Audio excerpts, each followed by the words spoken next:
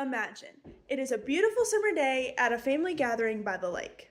Laughter fills the air as kids splash the water and the sun shines down.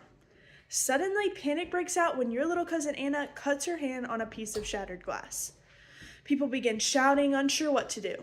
This scenario is not uncommon. Millions of emergencies like this happen every year. Yet, according to the American Red Cross, only 45% of Americans are prepared for situations like these. The National Safety Council reports that 175,000 preventable injury-related deaths occurred in homes and communities last year alone.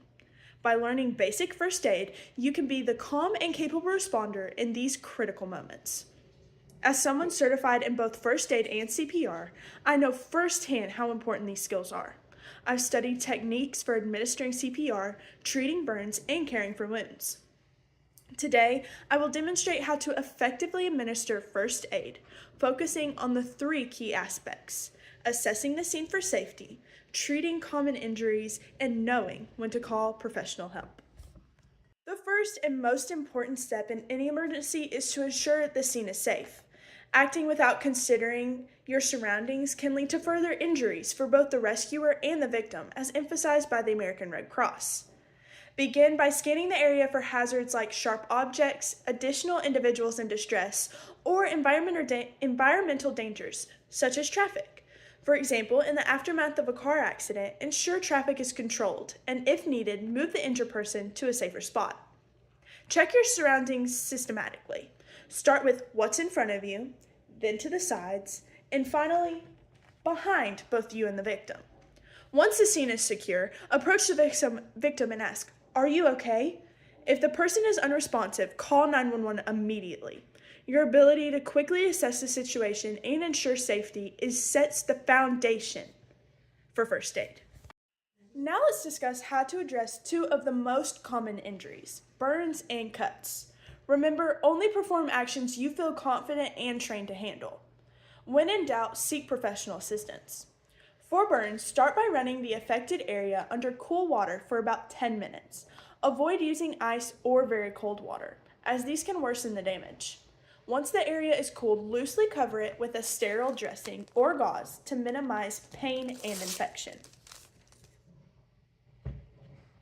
According to the Mayo Clinic, these steps significantly enhance healing and reduce complications. For cuts, your priority is to stop the bleeding. Using a sterile cloth or gauze again, apply firm pressure to the wound for at least 5 minutes, or 10 minutes depending on how deep the cut is. Avoid removing the cloth, as this can dislodge clots and reopen the wound. If bleeding persists after 10 minutes or the victim becomes unresponsive, seek immediate medical help. By following these procedures, you can effectively manage minor injuries while preventing further harm. Finally, understanding when to call 911 is crucial. Severe injuries such as heavy bleeding, unresponsiveness, difficulty breathing warrant immediate professional assistance. Delaying medical help, as noted by Johns Hopkins, can lead to life-threatening complications. For minor injuries, monitor the victim for signs of infection or worsening symptoms, such as prolonged bleeding or swelling. Always stay within the scope of your training and comfort level. When in doubt, it's better to err on the side of caution and call for help. To recap, administering first aid begins with ensuring the scene is safe. From there, treat common injuries like burns and cuts using proper techniques, and don't ever hesitate to call professional help when needed. Imagine returning to that family gathering by the lake. This time, you confidently treat your cousin Anna's cut, calming the chaos around you. By mastering these skills, you're not just prepared to respond in an emergency. You're equipped to save a life. Remember, being prepared is about both action and knowledge. With these steps, you can make a difference when it matters most.